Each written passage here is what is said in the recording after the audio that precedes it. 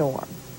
John Frankel was getting pretty good and wet, too. Certainly was. Let's check in with Todd Tongan, who's in North Dade. How you doing, Todd? Well, so far we're doing just fine, Dwight. I don't know if you know where we're located at. About 207th. The county line is at 215th.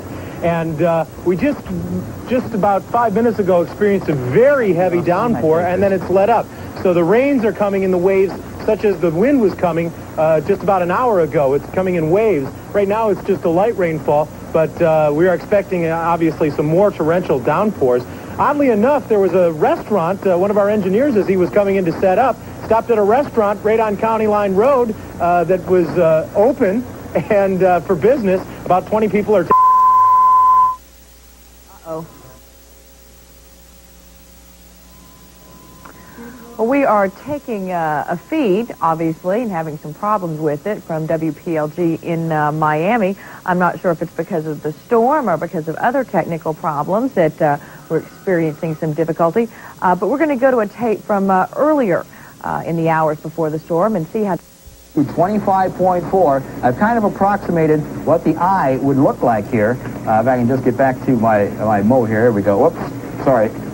Right there, if the eye is going along that, it's going to go right through the Perrine Cutler Ridge area. Now, that would be the eye, okay? Now, the worst damaging winds are, of course, just to the north of the eye, so we'll be looking at up in here in this region. This is where the worst winds would be, but probably a wider path than that, so we're going all the way from Perrine Cutler Ridge up to, say, over Key Biscayne and just about up to south of 836 a little bit. But actually the hurricane force winds, let me correct myself, go a little bit farther north than this. So we'd probably be looking at the worst situation somewhere in this yellow and blue area right in here, because the diameter of the eye itself is 10 miles and the hurricane force winds go out a little bit farther. So we might even be looking a little bit farther than this. I'm trying to get my scale.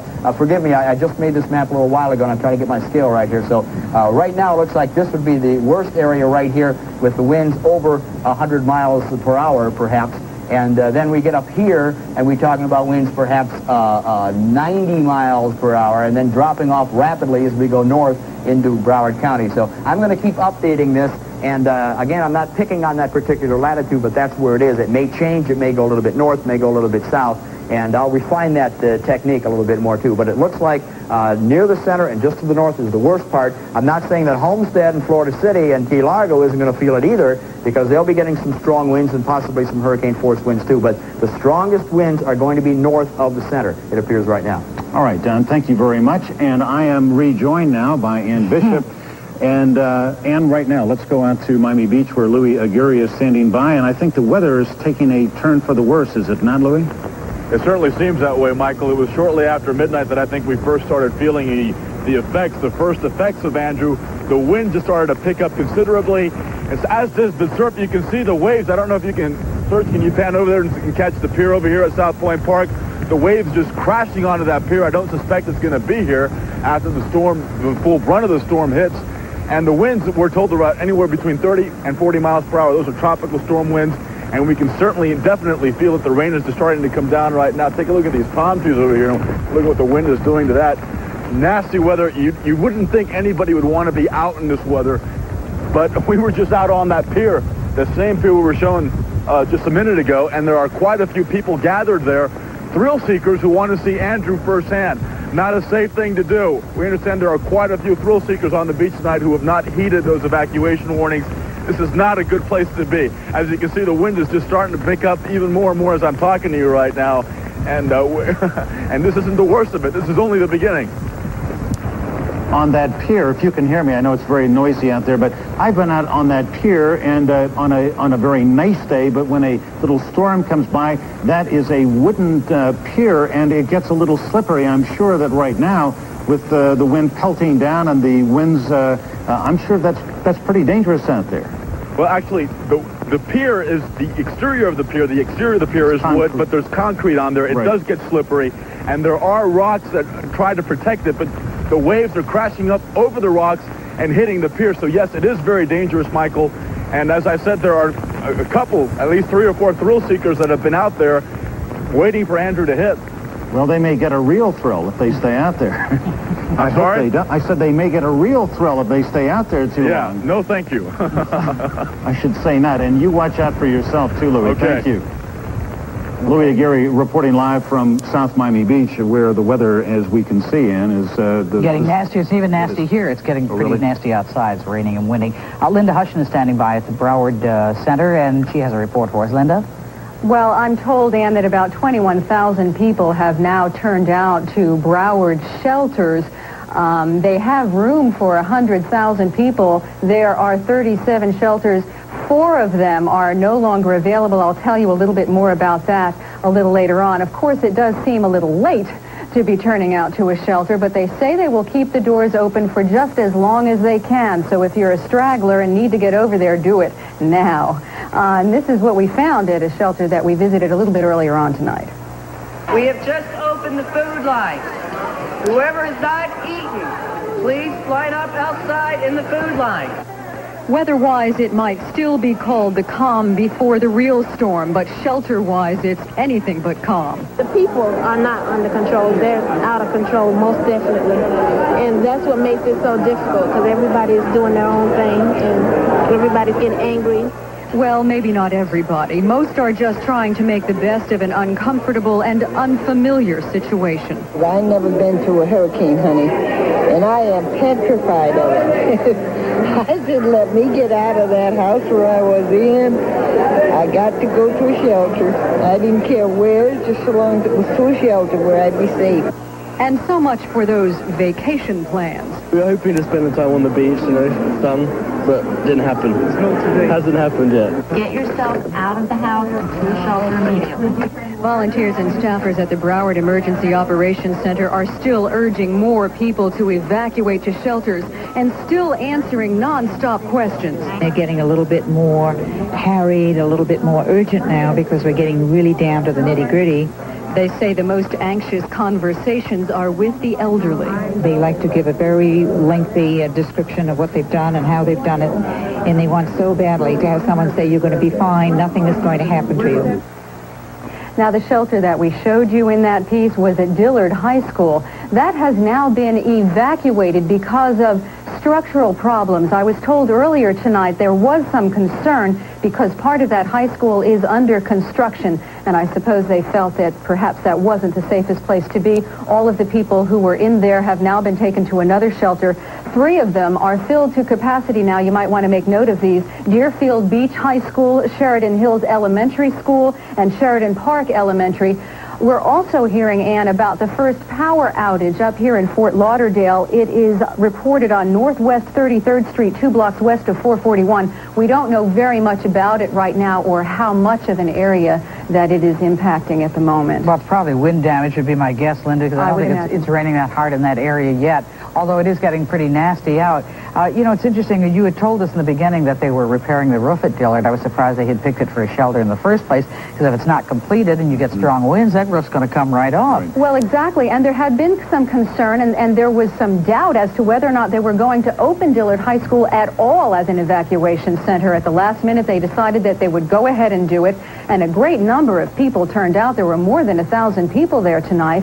And then as soon as the winds picked up, I guess they started seeing that there were going to be problems there, which they had already anticipated to some level, and they just got out of there. Linda, let me ask you, the young woman said that everybody was doing their own thing and that there was no control. What was happening that upset her? Because everybody seemed fine. Well, I think that again, it was a very unfamiliar situation for everyone, and perhaps expectations were higher than what they actually found when they got to the shelter. Very few volunteers on hand to help control the crowds, and I think that perhaps a few people just lost their temper when things weren't going exactly the way they anticipated they were going to go at a shelter. But I think everybody has to realize they must be very patient. No one has gone through this before down here, and everybody kind of needs to stick together here and weather it out together. Well, maybe a lot of people went to the shelter thinking this would be some kind of entertainment. They would be totally taken care of. Perhaps. It was free and provided by the government, and why not? I think you're right. How did they transport them? How did they get 1,000 people from one shelter to another? Well, they brought in buses. Most of the buses in this area stopped running and transporting people to the emergency shelters around 9:30 tonight. But in order to transport all of those people over there, I guess they had to call them back out again. Linda, they were taken to Boyd Anderson there in Broward. I wonder how many on, but of course here at 3900 Biscayne Boulevard, we are operating on a generator. But let me show you and the people at home some video of downtown Miami. Now, this was a shot taken about Biscayne and Northeast First, and there you see the very reason why police and authorities don't want you to go outside right now. There was a traffic light that was hanging very precariously, and the wind and the rain, actually it is more the wind than the rain. When you get out and you get in that, it stings you in the face. I mean, the velocity of the, I don't know what the wind gusts are at this moment, but I can tell you, you have to fight to keep your feet when you go outside. This is a shot along Flagler Street. Flagler Street, of course, is the main street of downtown Miami. This shot was taken over by the Dade County Courthouse. There you see a palm tree that is bent over in the gusting wind, the swirling rain that is pelting down there on Flagler Street by the Dade County Courthouse. As we were taking this video, I was driving, Jeff King was shooting this video, and I was holding on to the wheel because our van was rocking back and forth in these wind gusts. And this is the way it looks as we drove up Biscayne Boulevard northbound on Biscayne up towards 3900 to Channel 10. I can assure you this is not a time to be out driving anywhere. It is dangerous out there. Now, one of the few places where we found somebody who we found some lights burning was at the Hotel Intercontinental, and I spoke to Rob Schmidt, who is with the hotel, one of about 25 members of the staff and security who are standing guard there tonight. Here's what he said. The guests, we had made arrangements to relocate them to the various evacuation centers. This morning we brought a Gray Line bus in, and we had 2 departures of groups of guests. The remainder left on their own, whichever means. Little eerie here in an empty hotel on the night of a hurricane? Well, it's somewhat different considering the levels of business we've been carrying lately. So, but we're all together in a communications room located on the 3rd floor, and everything's sound. No problems then? No problems to report of. Well, no problems at that moment. However, as you stood there and the wind came howling through the glass doors, you've been through the doors there at the Intercontinental, this whistling sound, it sounds pretty ominous. It does, and it looks very eerie out there. It must be scary to be out there. Stay inside where it's a little safer. I will for a while. Thank you, Michael. We're going to go to Max Mayfield now at the National Hurricane Center, who has an update for us. Max, I assume you can hear me all right.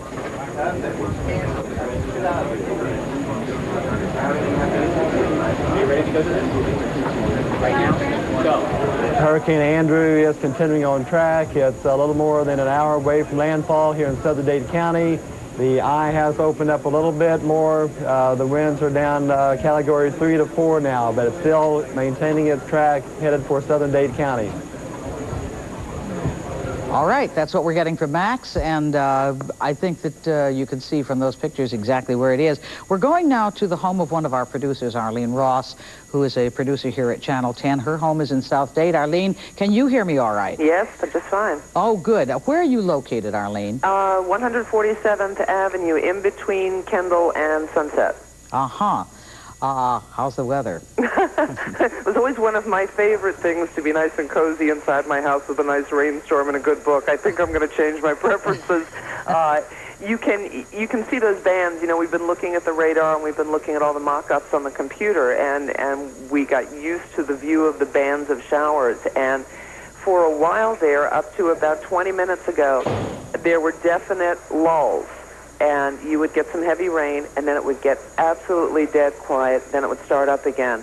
For the last 20 minutes or so, it has been a very solid torrential rain, and then you hear this occasional boom with the gusts of wind. So I think I just heard part of my screening go away, but what the hey. Ha-ha, what the hey. Are you having that freight train syndrome that everybody talks about? Yeah. Is that what it sounds like to you? Yeah, it's a very low rumbling, and it's an odd thing. I haven't lived in this particular house very long, and so there's all those new home noises that are very strange to begin with. But as I go room to room and I'm trying to check things out, there are it's a low rumbling that it almost feels like it's low to the ground. Do you have screening or a patio of some sort there, Arlene? Yeah, there's a patio that runs the length of the back of the house, and it is all screened. Well, it was all screened in the last time I looked, Dan. The last time you saw it, it was screened. Yeah, if that's the only thing that's gone. You know, the things that you look at in hindsight, the appointment with the hurricane shutter man is next week. The appointment with the guy to cut back the trees in the backyard next week. was set for next week. Well, you may not need him at all. Think of all the money it'll save you, That's Arlene. right. There's going to be great cleanup in the yard. All right. Thanks so much, and we'll get back to you a little bit later. We'll be awake. Right now we're going to Todd, who's out at our remote up by the Dade-Broward line. Todd, can you hear us all right? Yeah, I can hear you, and can you hear me over this loud roar? Yes, but it sounds like a generator. Is that the storm? That's the storm. That's, I believe, a combination of just the wind, and also the wind as it whips through our tower makes an amazing sort of a freight train sound. The rain has started to come a little bit heavier. It's still coming in waves along with the winds. My photographer's having trouble steadying himself at some times. A little difficult to shoot with the camera on one shoulder and then get hit by some of these very strong winds at the same time. Right now we're just outside of our truck. As you know, we're at about the Dade and Broward County line, and we're well inland, so we're really in no danger of the storm surge. But the winds have started to pick up considerably now, as you can see. So has the rain, for that matter. Well, you know, the interesting thing is that you're holding that microphone quite a ways away from your mouth, yet I can hear you perfectly fine. Well, it's just that, this microphone happens to be pretty unidirectional and also the top quality, so no problems there. It is very loud. We have things called IFB. In other words, it's an earpiece that we wear so I can hear you and hear the air. And I have my walkie-talkie, the volume on it cranked up all the way. There was another large gust. It's interesting when you can hear, just before the really big gusts of wind hit, you hear that rumble and that roar start. And now we've gotten accustomed to hearing the rumble and the roar, and then right after that is when we get punched with the very large gusts of wind, as we've mentioned.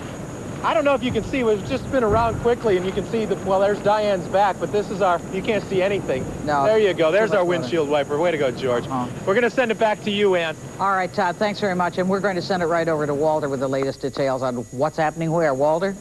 And all our computers took hits, and we don't have much information going on right now, but from a little bit of radar data we have, it looks like the eye is approaching South Biscayne Bay. The western eye wall is right over Key Biscayne and Elliott Key right now. That's where the strongest winds are, and they're going to be continuing. We just had a gust of 90 miles an hour on Miami Beach, 72 sustained winds, and a gust up to 90. So the winds are still going on. And here's a look at what we have on the radar, and it doesn't look like much, but here's the eye wall right here, the orange part that you can see in the fairly relatively calm center.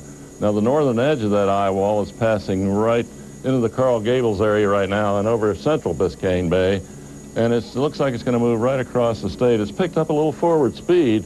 It looks like about 20 miles an hour forward speed now, which is a good thing for us because the heavy winds and the rains won't last as long. But it's a mean-looking storm, and like I said, Miami Beach, right in this area here, had a gust of 90 miles an hour just a little while ago.